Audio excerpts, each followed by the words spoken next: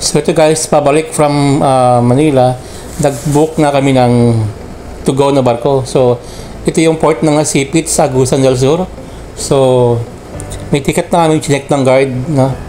And then upon checking ng mga guard, pwede na kayong papasukin sa main ticket niya din. But take note guys, mayroon bang babayarang isa pang fee. Ito yung terminal fee worth 30 pesos. Yeah. So meron pa palang ibang charges na hidden yung to go. So pagkatapos doon, of course para ng airport, no, i-check yung mga baggage dun sa scanner. And then ito na yung part na lamakad kami paloob doon sa mismong waiting area ng pier. So kailangan natin mag-wait ng parang nag-wait kami ng almost 2 hours dyan eh. Ang travel time namin is 9 PM. So that's December 21. Kasi that time guys, nagkabagyo yung bagyong Kabayan. December last year. Kaya guys, nagbaon muna kami ng pagkain, no? Kasi yung kasama sa barko na food, ang umagahan pa eh. So nagbaon kami ng dinner na.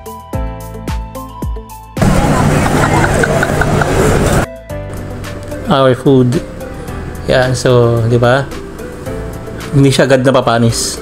So, pinamalengke namin nung tanghali and then ito yung binaon namin para hindi magutom.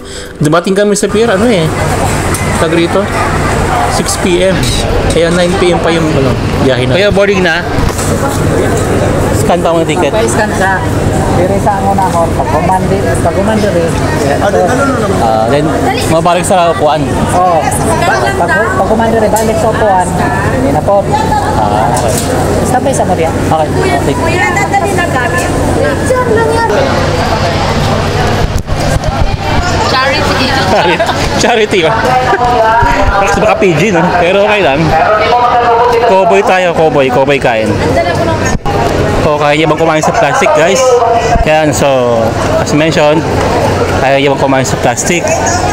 Kasi yung meal namin, guys, mamaya pang, bukas pa ng breakfast kasama sa inclusion of ticket. So, yun nga, inabatan ko lang dinner ng kapatid ko. So, adobong pork, tas may itlog sa loob, may spoon. Ang tanong, kaya niya bang kumain ng ganito? Cowboy eating. Yung mga yaman dyan, hindi kayang gawin ko yung mga kain sa plastic. O siya, wait lang guys, kakain muna ako. Be right back. So, fast forward na guys. So, pagkakain ko, numayo muna ako saglit. Naglakad-lakad sa pier. Sa para terminal. And in fairness, okay siya. Maganda yung paligid, no? Malawak. And maraming mabibilihan na mapasalubong gaya niyan. And then may CR. Kaso, yung review ko sa CR lang, hindi maganda. Kasi, ang dugyot ng CR. Tapos yan, meron naman mga chapel. Tapos, yan, yung CR nila, hindi maganda loob yan eh. No offense, no? Pero, real talk lang. And then, ito na yung part na lahat ay pinatayo na, pinauna mo yung mga babae, tsaka yung mga bata, tsaka yung mga elders. So, nagalakad na kami dyan. Hindi pinapila lahat. Hiwalay ang babae, hiwalay ang lalaki.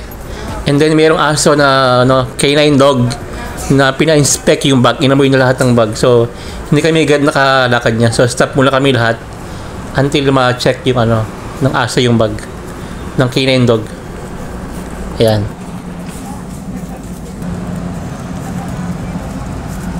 Ito na nga yung barko ng Togo guys, yung St. Therese, yung name nun. In fairness, malaking barko siya, maganda. And guys, follow me on our next video. Stop tayo muna rito ha, and then follow nyo po yung next video, yung karugtong, yung part 2 ng vlog na to. Like, subscribe, follow for more, and see you on my next video. Thank you so much po. Bye for now.